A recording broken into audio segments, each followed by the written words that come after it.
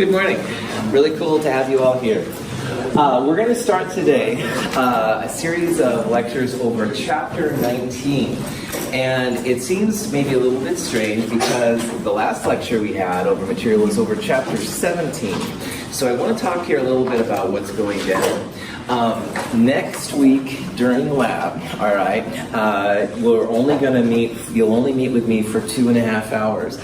And so most of you in the morning, that'll be 8 to 10:30. Most of you Tuesday afternoon, that'll be 1:10 to 3:40. And then a few of you in my section X, that'll be the 10:30 to 1 p.m. And Wednesday we'll have a separate day. And at that time, you'll turn in take-home quiz number 6, which you got yesterday, or you will get today if you have lab. Problem set number 6, which we will not go over in class. I'm just going to look at it for how much stuff you've done. You'll turn in the QA3 lab, get ready for the final lab, stuff like that. Problem set number 6, like I said, I'm just going to look at in terms of your effort. And it's over chapters 18 and 19. Now, chapter 18, as I was talking earlier, is kind of a review, kind of a review and stuff over different things we've learned since Chem 221. I think of chapter 18 as like a nice way to see how chemicals are made and what they're used for. So people that are chemical engineers can use that kind of stuff, and they'll figure out how to make sodium, how to react sodium, how it reacts and stuff. But it really should be mostly review at this point. I encourage you to check it out. All of these things now from here on in are going to get us ready for the final exam, which we'll start talking about a week from today. Not until then. But in the meantime, to get you ready for problem set 6, chapter 18 will help definitely. And chapter 19 is mostly on transition metals, all right? And I'm going to focus my remaining time, which will be this Wednesday, Friday, and next Monday, over this material. And there's 2 reasons I'm doing that. Number one is that honestly, I love the transition metals. They're the ones with the colors to them. And like you saw yesterday in lab, if you had lab yesterday, there's some pretty cool colors. The blue of chromium, the green of the nickel, the blood red of the iron test at the end, stuff like that. I've always really appreciated what they can do. The other part, though, is that we are going to look at the last nomenclature system for inorganic chemistry. And that's something I want you to know, all right? Because you're going to see some of these names, and they're like super long and stuff, and I want you to know how to interpret them and see what they mean. It's really a naming system for complex ions, all right? Which is also something we've danced around. So in this chapter, my focus is going to be how you can figure out how to name complex ions. If you see those names, which look really long, they're actually easy to interpret once you see the rules. And along the way, that'll help you get ready and stuff then for the quizzes and stuff like that.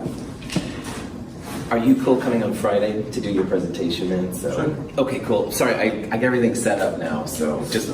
Sorry. Friday is awesome with me, so thank you, Travis, for being here. All right, sorry, Prophet, back on, everybody. Yes, Margaret. Will this chapter be on the final exam? There's 2 questions that relate to this section, and that is actually an ulterior motive, absolutely, for me doing it. You bet. Good. Any questions on stuff like that? All right.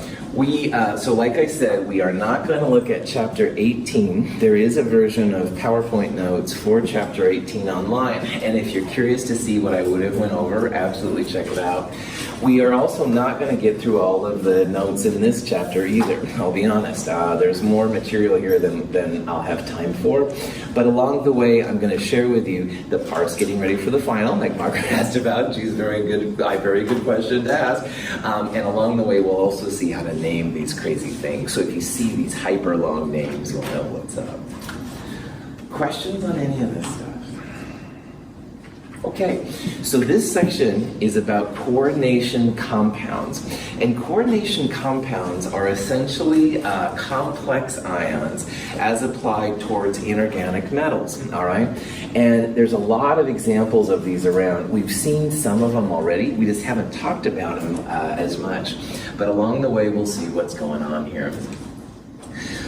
Everything you see around you with a color, all right, I would say that more than 80% of them more than 80% of the things you see with color usually come from a coating, like a paint, all right, that's over the material. Now, there are definitely exceptions and stuff, like Hunter's shirt right here is blue. That's going to have some kind of a dye in the cotton or whatever material it's made of. I can't trust myself, so I'm not good enough to talk about these things. But anyway, most of the things like my remote control and the walls, for example, there's like a coating over it and stuff, like kind of a thing that covers it. Now, paints don't just naturally have colors by themselves, usually, as we're going to see. Most of the time, there's a type of a pigment inside the paint that gives it its color.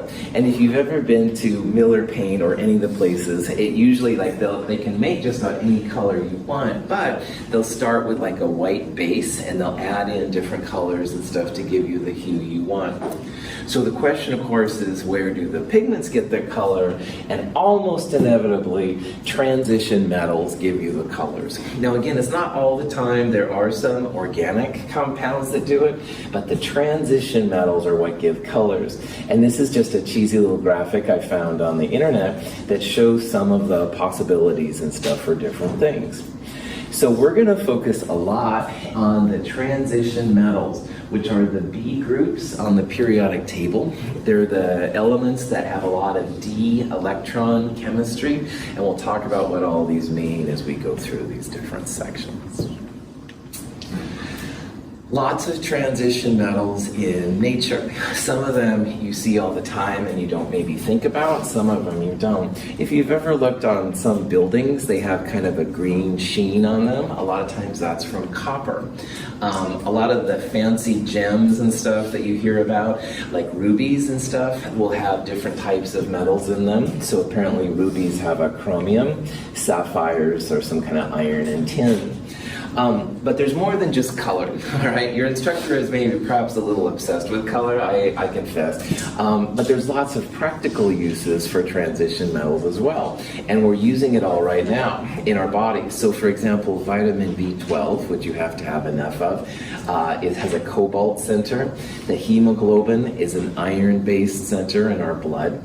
So there's a lot of things in our bodies that use transition metals as well. Most of our bodies are made of carbon, hydrogen, oxygen, some nitrogen, stuff like that. But these transition metals do allow some functionality that we wouldn't experience otherwise. In industry, transition metals are super important, all right? Every time you see a big building, thank transition metals, because a lot of times the steel will have like a type of an iron in. And there's more than just iron, all right? There's carbon and stuff, but they're obviously important. Of course, electronics rely on copper a lot for the transmitting of electrons, so the copper is useful. Paint almost always is a titanium 4 oxide, titanium dioxide, which is what they call it, titanium 4 oxide base, which is a really nice white color. And so what they'll do is they'll put different combinations of chemicals in there to give the white color different sheens. In lab last week, the test for the lead was a lead chromate. It was a really nice yellow solid, and that's actually the chemical they place in sometimes, apparently in yellow paint to make it yellow. Prussian Blue is a really fascinating compound historically and stuff, but it's a combination of different iron pieces right there. And I'd like you to look at this formula here for Prussian Blue for just a second. Notice how there's a part in square brackets, and there's also several irons outside. This is an example of one of these coordination compounds. And to name this right now, this might be more than we've looked at, all right? But one of the goals of this section is that you'll be able then to name something like this when all is said and done. Prussian Blue sounds a lot cooler than the actual name, as we'll see, but anyway, you'll be able to then name it officially for what's going on. Any questions? Cool. So again, back to the periodic table, just to make sure we're all clear here. The transition metals, or transition elements, which are the same thing, basically these blue blocks right here. Now in this version of the periodic table, these elements apparently hadn't been found yet. Now we have all of this kind of rectangle and stuff there, which is cool. A lot of times the transition elements, they include the F block, which are these two little groups down here on the bottom. The first of these groups right there is called the Lanthanides. Lanthanides and the lower group, which are called Actinides, technically those are F block. And in my very purest way of thinking about the elements, I would call them transition metals per se. However, there are some similarities in the reactivity. So a lot of times in these discussions, lanthanides and actinides, these groups down here, will be included in our discussion of the D block elements. These guys over here are the S block. They're the main group metals. And in Chem 221, if you took it with me or wherever, there was a lot of stuff done. We talked about how lithium and sodium love to have positive one charges, et cetera, et cetera. The metalloid line separates this group over here. The nonmetals on the upper right-hand corner are the fluorides, chlorides, oxides that we talk about a lot. And then there are some metals down here as well. And I bring this conversation up because sometimes these metals are also placed in the transition elements. And again, in my purest way of looking at it, I wouldn't call them transition elements, but that's because I'm a chemistry snob. You don't have to be so snob. Questions? If you highlight the true transition elements, in my opinion, these are the first three periods and stuff of them. By far the most common ones are the top ones. These are the ones you hear a lot about. All right, cobalt, iron, chromium, all right, nickel, titanium, zinc, copper, et cetera, et cetera. These ones down here also have some ones you hear about a lot too. I mean, like silver, obviously we've dealt with a lot. Mercury, here's gold and stuff like that. Some of them are more rare, obviously, like rhenium is one you don't hear about a lot. Some of them are very toxic. Some of the osmium compounds are toxic.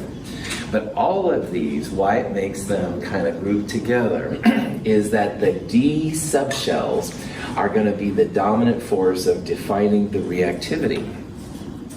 We're going to see in a little bit again, something we talked about in Chem 221, how the corresponding S orbitals, which would be over here on the left, are the first electrons removed when you make an ion.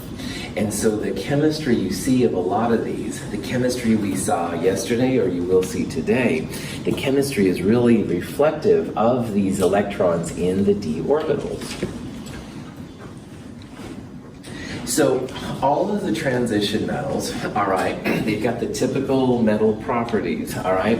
You can, if you have a pure sample, a lot of times they're malleable, which means they bend without breaking, all right, if you are gentle anyway. They're definitely not as reactive as the alkali metals and the alkaline earth metals. Quick review. What's the group number for the alkali metals? 1A, good, that's right. Which one are the alkaline earth metals? 2, well done, good. So 1A alkali metals, group 2A alkaline earth metals. Those metals are much more reactive usually than the transition metals. Transition metals have their own properties, but if you want Gesundheit, if you want the exciting parts, go for the sodiums and stuff. Transition metals generally have pretty high melting points and boiling points, all right? It takes a lot usually to boil them. Usually the density is pretty large. Now, of all the transition metals, which one do you think has the lowest melting point? So it's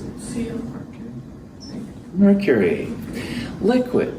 It's a liquid at room temperature, and it's the only one that's a liquid. Yeah, this one has the lowest melting point. It's easiest to make into a liquid.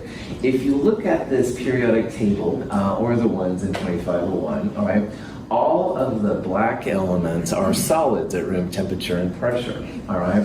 The red ones are gases. Only a couple of them, which is amazingly mercury and bromine, those are the only ones that are liquid at room temperature. Mercury is really kind of an anomaly in this group, and we won't talk about it so much here, but just realize that for all the other compounds, really on the periodic table, only bromine is a liquid. So mercury kind of stands alone as the easiest to get into the liquid. liquid phase. In the group 1 cations lab, the black solid, quote unquote, you saw for testing mercury were really little droplets of mercury as a liquid. So it's kind of cool and it's very black and feels like alien. All right, Prof. Questions? Remember, I'm trying to introduce as many old topics to you just to kind of get them fresher in your mind so that when we start getting to the final stuff, you'll be good to go. So don't be afraid to ask questions if something I'm saying is gibbly-gook as usual. Good. Transition metals have a weird relationship with the corresponding s orbitals. So as a review of that, scantium, titanium, and vanadium, these are the 3D elements, all right, the 3D electron elements. And right before scantium, i.e. potassium and calcium's case, those are the 4s electrons. Almost all of the ions of transition metals have lost those s electrons. So for example, if you have titanium 2+, you're going to lose the 4s electrons first, and then you'll deal with the 3D. So that's why they call them the transition metals, the d orbital electrons, because most of the time the reactivity is part of the 3D set, it's not the 4s set. We'll talk about this in a little bit, but that's why you either have one or two, sometimes none, if you're talking about the ions. The s orbitals are usually the first ones out. They have different numbers of d electrons because of the different perturbations. And also notice this n-1. So I said just a second ago how potassium and calcium are 4s, and scantium through zinc, all of these are actually 3D. The number in front is the principal quantum number. We talked about this in Chem 221. A lot of times it's just equal to the period number on the far left of the periodic table. So for example, potassium is right next to that 4. This is a 4s1 and calcium would be a 4s2. So the n-1 thing means is that when it comes to the transition metals, you take this number and subtract 1. So scandium right there has 4-1, a 3d1 electron configuration. And yttrium, right below it, has 5-1 or a 4d1, etc., etc. So when you see that n-1, it's trying to give you a hint as to what the number is in front of the d orbital. So the d's are this n-1, and each one of them has a different number of d electrons based on its position in the periodic table. The transition metals, we've always used Roman numerals with them, all right? And that was something in Chem 221 we hit pretty hard. So while aluminum oxide is always Al2O3, because aluminum is always +3, Cr2O3 is chromium oxide, but we call it chromium 3 oxide. Chromium is a good example of a compound with multiple oxidation states, which means multiple charges. We used in lab yesterday or today the chromate ion. Chromate is a chromium 6 chromium. So the numbers, the Roman numerals, help us to figure out which of the charges or oxidation states are there. This is something we don't have to deal with when it comes to the main group metals and nonmetals. There's also paramagnetic and diamagnetic ions. Now we talked about this in Chem 221, and in terms of molecules, we talked about it in Chem 222. Diamagnetic means that if you have an orbital, you have just as many up-spinning electrons as you have down-spinning electrons. And diamagnetic things are not interested in magnetic fields.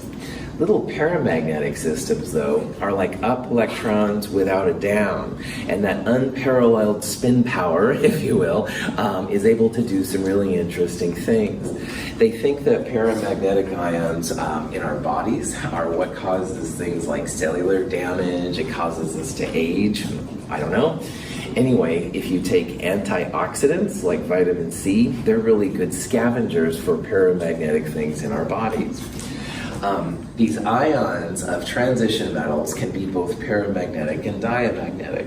So sometimes the reactivity will be quite different depending on which one you have. And we'll talk about that here in a little And the most cool thing, in my opinion, is that most of these ions have a really nice color to them. They're not all of them, but a lot of them do. There's something in transition metal nomenclature called the crystal field theory, and it can be used to describe the color. If I had more time, we would go into crystal field theory.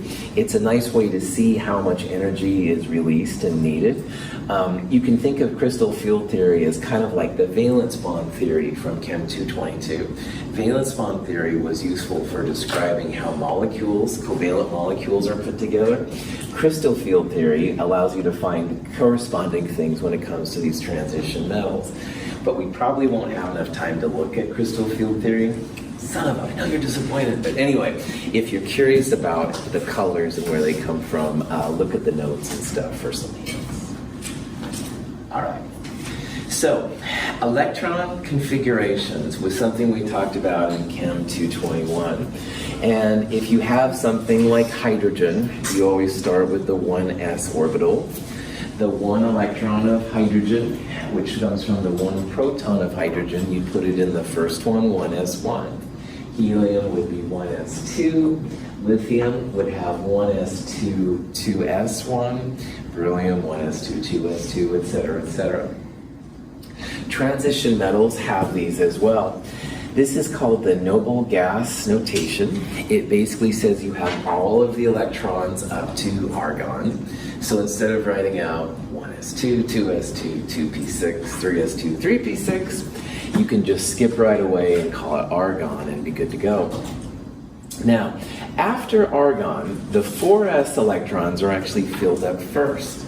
And after those are filled up, you go to the 3ds. This is a different kind of electron configuration system than we talked about in Chem 221. This is a cool system to use if you're talking about the ions. We're going to see that the 4s electrons are going to be the first electrons out. So even though we fill them in, 4s2 and then 3d1, when it comes to making the ions, these are going to come out first, and these will be the ones that come out last. So you could write them either way. You can write vanadium as argon 4s2 3d3, which would be the filling order. But like we're going to see, if you're making ions, it's kind of nice to think about it as argon 3d3 4s2, because it's the 4s ones that are going to be the first ones to come out. Some of the transition metals don't follow the N plus L rule, which we talked about in Chem 221. N plus L rule means that 4s gets filled in before 3d. Chromium was the first exception to this rule.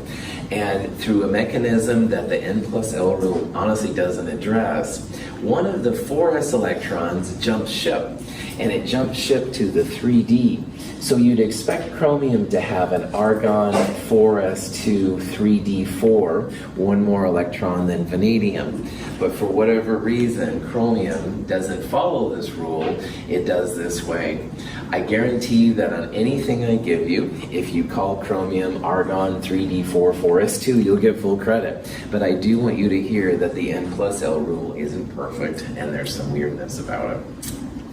If you keep going down the list, you just keep adding electrons. Manganese goes back into the list again, so it's 3d5 4s2. And again, one more electron to iron, 3d6. Another electron, actually two more electrons end up passing up cobalt, goes to nickel, to 3d8. Copper is another exception to the rule. So instead of being a 3d9 4s2, it's 3d10 4s1. And again, this is kind of an anomaly for the N plus L rule. Maybe one day we'll have the Justin Waugh rule, and we'll have a different way of thinking about it. But for right now, this is the best we've got and stuff. So, any questions on that? You don't know why it was that? No, it's there's another system, Justin. It's the Russell-Saunders coupling scheme, and it does better with the bigger elements, but it doesn't do a very good job with the smaller elements, and those are more common. So the N plus L rule is still used. I'm not the Russell-Saunders, by the way, but one day maybe there would be literally the Justin Waugh version. All right, and they can be talked about. Cool. All right. What is the electron configuration for neutral cobalt? I skipped it over there, perhaps intentionally. All right, what I would do, yeah, I see a lot of you doing it, well done. Go to the periodic table and look at good old cobalt there. Cobalt has 27 electrons, all right? So we know that cobalt, if it's a noble gas notation, all of these are the so-called noble gas notation. You'd go back to argon. Cobalt has 4s2 to get you to calcium. And then I would literally start counting at scandium. Scandium is going to be the first of the electrons in the 3D system. So this would be 3d1, 3d2, 3d3, 3d4 if it was following the rules attached, 3d5, 3d6, 3d7. This one would have a 3d7 configuration. So, any questions?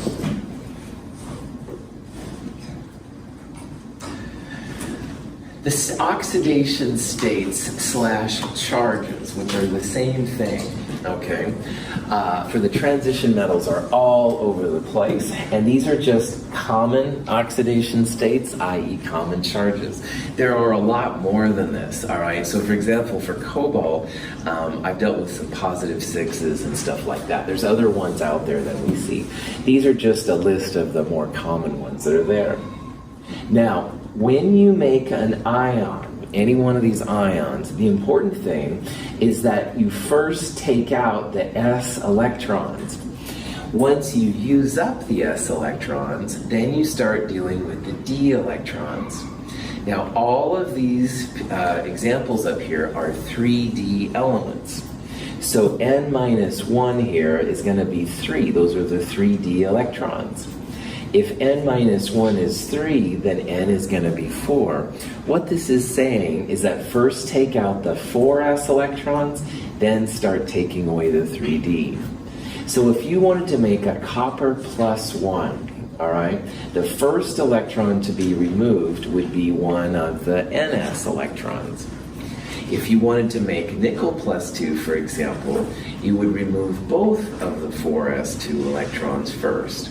So nickel with 8 electrons would have a 3d8 configuration. So I want to really highlight this. When you're making a positive ion of the metals, which we're going to do a lot, always take away the s orbital electrons first, then start taking away the d's. This is a weird thing, and we talked about in Chem 221 how the last ones in are not necessarily the first ones out. The actual rule is higher n electrons come out first before the lower n. So 4s has n equals 4. That's higher than a 3d with an n equals 3. Quantum mechanics. Questions on that? This is also why we use the transition metals for the naming. All right, we have to know if it's a manganese plus 4 or a manganese plus 2, etc., etc. All right, so knowing that, cobalt plus 3, what would be its electron configuration? All right, so to answer a problem like this, I would first go to neutral cobalt, which we saw just a second ago, argon 4s2 3d7. Okay, so that's the version of neutral cobalt. Now, cobalt plus 3, how many electrons do we want to take out? 3, all right? The positive 3 means you're losing 3 negative electrons, so the thing that's left over is positive 3. I think I gave Hunter $1. You know what I was trying to show you now? Like, you make money, you think it's more positive, but actually you're removing money. I'm not going to do that again. Sorry, I don't even think I have $1 on me, honestly. Anyway, profit back on. Okay, so what that last rule means, is that the higher n comes out before the lower n, all right? So here we have an n equals 4, 4s, and an n equals 3, 3d. We're going to take away 3 electrons, so that means the 4s2 electrons are out first. Higher n comes out first. And after that, you can follow the last one's in, first one's out kind of thing. So we need to remove 1 more electron. That would come from the 3d7. Cobalt plus 3 would be argon 3d6. We're taking away both of the 4s electrons. we're taking away one of the 3D electrons. 3d6 would be the name. Is that cool? So again, remember when you're making positive ions, and that's what a lot of this section is about, 4s electrons or 5s or 6s, whatever the nearest s's are, they come out first, and then you start taking out the d's. Okay. Electron configurations, here's just some examples, all right? So iron is a 3s6, 4s2, and again, you could write this as 4s2, 3d6, that's fine. But either way, taking away 2 electrons to make the positive 2, the first 2 electrons out would be the 4s. So iron plus 2 would have just an argon 3d6. This is why people write it this way, because the s's come out first, it shows them on the outside first. Some people prefer this. But again, it really doesn't matter if you write it 4s2, 3d6 or 3d6, 4s2. One more electron, then you start taking away from the Ds. So just like here with cobalt, iron plus 2 to iron plus 3, we have to remove one more electron. The D electrons will be the next ones to come out. So iron plus 3 has a 3d5 configuration. Is that cool? Okay. Now, along with that, we can talk about paramagnetic and diamagnetic. Paramagnetic species have those unpaired electrons. Diamagnetics, every up has a down electron. We call those paired. So if you see in a little bit, if a species with an electron by itself, like an up without a down, or a down without an up, that's going to be paramagnetic. And those are usually a lot more reactive. They're kind of the mischievous little urchins, I guess, of chemistry. I don't know. Anyway, they do a lot more things than the diamagnetics do. Here's an example of that. Chromium metal, we saw, is not the 4s2, 3d4 that we thought. It's actually a 3d5, 4s1. Now, every time you have a d orbital, you write 5 boxes. This is the orbital box notation we talked about in Chem 221. Every time you see an S, you write 1 box, like this one is right here. How many boxes do you write if you have a P subshell? 3. Well done. That's right. The 3 P's, the 4 P's, the 2 P's, you would write 3 boxes. Notice here S has 1 box, D has 5 boxes, P's have 3, etc., etc. So if it's 3d5, you put 1 electron in each box. You don't start pairing up until there's no more room. So 5 electrons, 5 boxes, each of them gets it. 4s1, like that one is right there. Chromium is pretty paramagnetic because it has 6 unpaired electrons, all right? Everything in the noble gas core will be paired. We don't have to worry about that. But man, chromium by itself can be pretty paramagnetic. Palladium is an example of a compound which is diamagnetic. Palladium is another weird exception to N plus L rule. It has no 5s electrons. All of the electrons are in the 4D system. This is a 4D10. So notice that you can kind of ignore the number for right now. Both of the Ds have 5 boxes. The difference here is that palladium has a total of 10 electrons for the box. So it was 1, 2, 3, 4, 5, each one in its own room initially. Then you pair them up. So every up electron in palladium has a corresponding down electron. Palladium should be a lot less reactive, at least in this context, than chromium is. Palladium would be diamagnetic. Chromium would be paramagnetic. Question? So, the whole purpose of this section is I want you to know how to name complex ions, all right? And how to figure out what they all mean. And the names of complex ions is something we haven't talked about yet. Now remember from what we've talked about this quarter is that a Lewis acid and Lewis bases come together and they make pretty strong bonds. And the thing that's formed can be oftentimes a complex ion.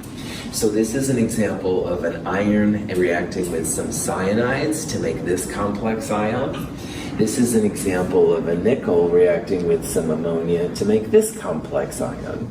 In our labs this week and last week, we're doing a lot with complex ions. We're making things go into solution, which is usually what AQ means, and then we're bringing them back from solution to make solids with acids and bases. The Lewis acid is something that can accept a lone pair of electrons. So usually it's a transition metal, sometimes aluminum. The Lewis base will be something with lone pairs. So the lone pairs, the electron donors, push themselves into the Lewis acid electron pair acceptors. These are the complex ions that form. And transition metals are real good formation for complex ions and complexes. They can be molecules, they can be neutral or positive or negative. And again, usually the metal is going to be the central part. It's the Lewis acid. And then the pieces around it, the ligands, which is a name we'll start using here. A ligand is nothing more than the Lewis base. A ligand is like an inorganic chemist's name for a Lewis base, all right?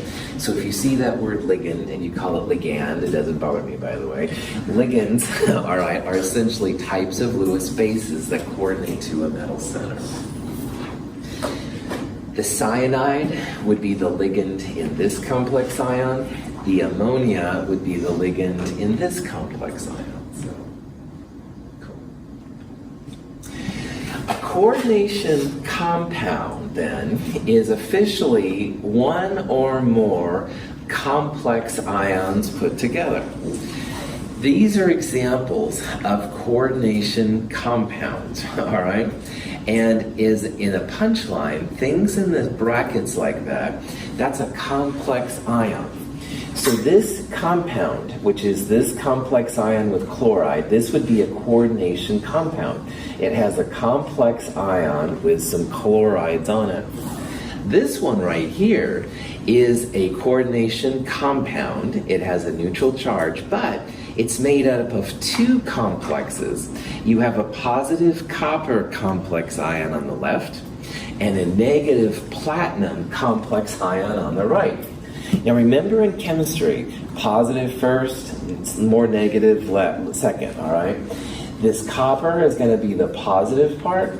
This is going to be the negative part, and they come together to make a neutral compound.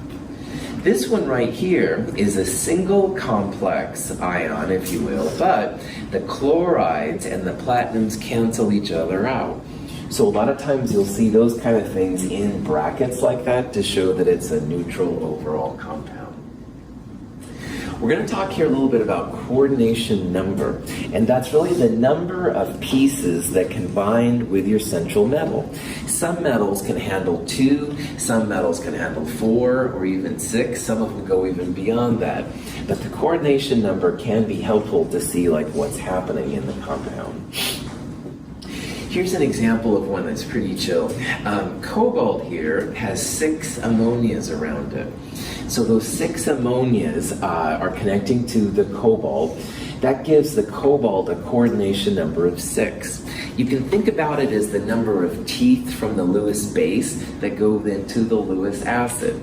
Each of those ammonias has a lone pair, a set of teeth, if you will. So it's like each ammonia has one bite of the cobalt. Anyway, I'm getting too excited here, I know. But anyway, it's like there's 6 pieces around it, and each of those teeth is like a teeth that like sinks its teeth into the cobalt. Okay, definitely getting too excited. My apologies. Coordination number of pieces connected to the Lewis acid. Questions on that? Good. The next one is a platinum. Now this platinum, you'll see, has 4 chlorides. And again, chloride has a lot of lone pairs, the teeth I was babbling about, but I'm not going to say anything else about it right now. So this would have a coordination number of 4 pieces around it.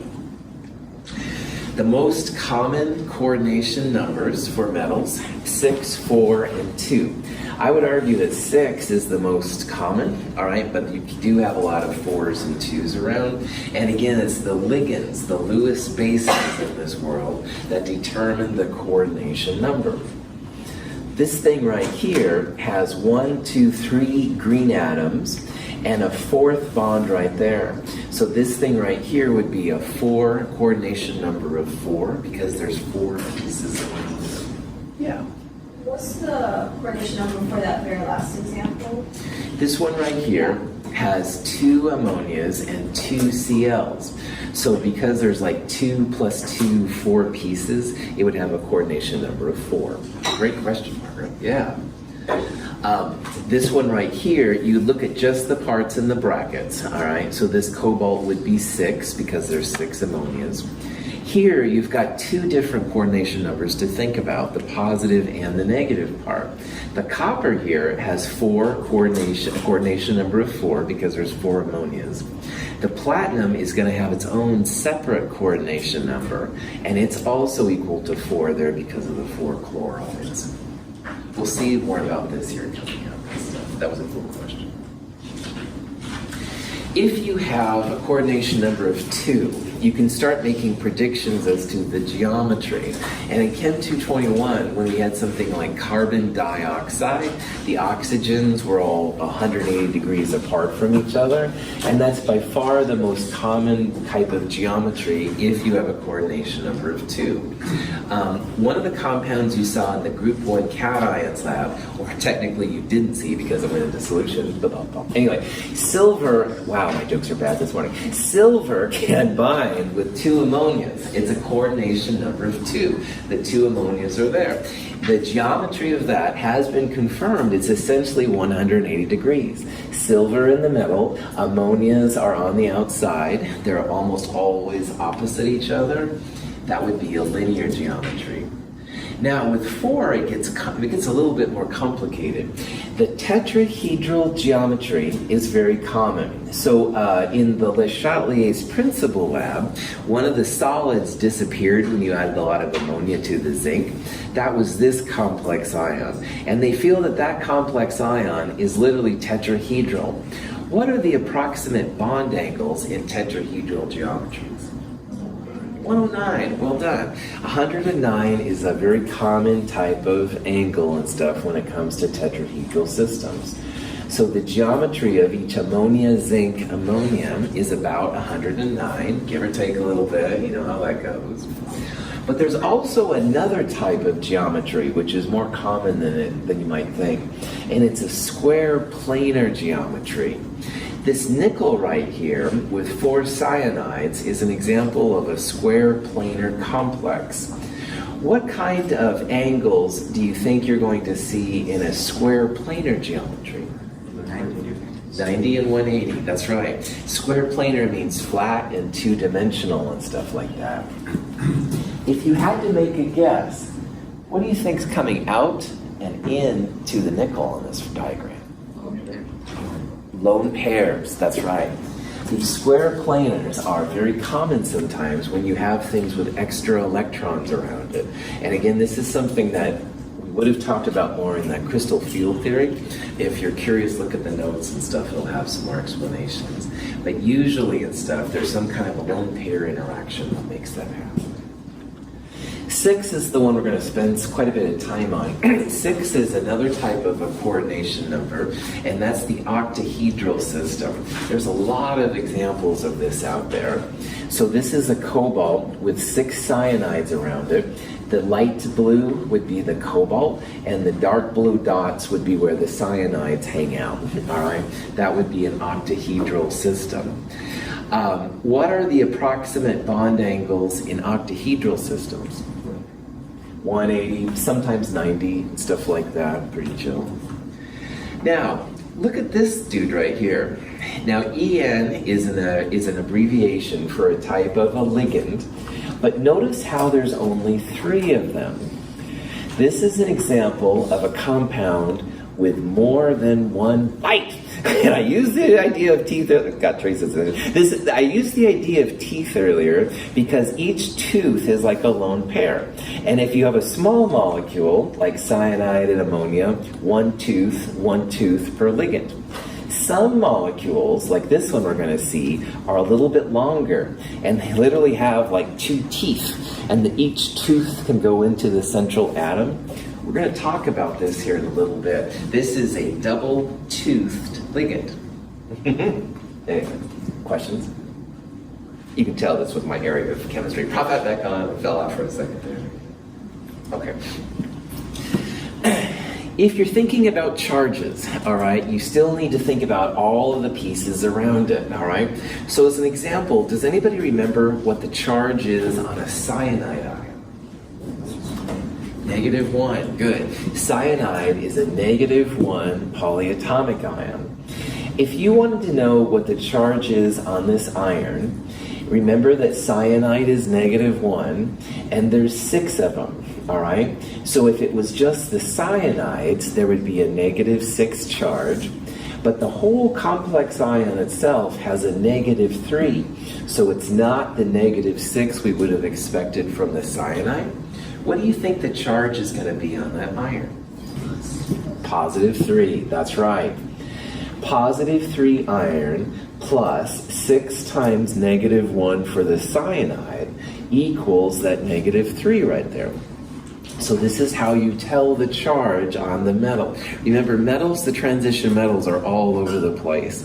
Potassium is always +1, iron not always +3. There's +2, +6, etc., etc. This is called an anionic complex. An anion is a negative charge. This is a negatively charged complex ion. That's where the anion part comes from. If you see anion, that just means negative. If you do the same thing over here, all right, ammonia is neutral. So there's no charge on the ammonia. Cobalt is hard to say, but chloride is -1. It's group 7A. It's 1 away from the transition metals. 7 minus 8, -1, however you want to do it. Each chloride is -1, and there's 2 of them. And because there's no net charge here on this whole thing, that means the cobalt's going to be +2. Remember, balancing the charges is a big part of all of this. So if there's -2 from here and no charge right there, and the whole thing is neutral, this has to be a +2 cobalt. Any questions? Here's an example of a type of a compound, all right? This is a compound because it's neutral. It has copper, it has ammonia, and it has chloride. So if we want to figure out what the charge is on the copper, the best way would be to look at the ligands, the pieces that go around the copper. What's the charge on ammonia? 0, that's right. Ammonia is like water. It's a neutral compound, so there's no charge. What's the charge on the chloride? Good, -1, that's right. Almost always chloride is -1. So no charge on the ammonia, 2 -1s, and there's no charge in the whole thing. What do you think the copper is going to be? +2, that's right. Again, we're using the fact that ammonia is neutral, chloride is -1, and those two have to be balanced then by a copper, which is +2. So these Lewis bases literally have a tooth component to them, and that's why I was kind of, foreshadowing in my cheesy way and stuff like that. These ligands, these Lewis bases, people need to know how many times they can connect to the metal, all right? And there's a system called dentate, which is apparently Latin for tooth. I don't know my own language. But anyway, the number of teeth is just the number of times that these things can bind to the central atom. Now, a lot of things are monodentate, which means they have one tooth to connect to the atom, and these are the ones we've seen mostly so far. Cyanide, Cn-, is small but negative, has a negative, it'll bind to one place. Ammonia, NH3, chloride, Cl-1. All of those are considered monodentate, which means they make one connection to the central atom. However, we're going to see a little bit some other examples of ions which are bidentate, which means 2 connections to a metal. You can imagine that tetra means 4. Tetradentate would be 4 connections. Hexadentate 6. Polydentate means more than 1. These guys here are all called chelating agents, which I can never say. If I said it wrong, I'm sorry. In biology, this is what's sometimes used to describe the coordination to metals. More than one tooth is sometimes then a chelating agent and stuff, so it's the same thing. In my world, we refer to them as the teeth, the dentates, all right, but the same thing and stuff. Questions? Okay, I'm out of time for today. We'll do more of this on Friday. Have a wonderful day. I'll see you soon.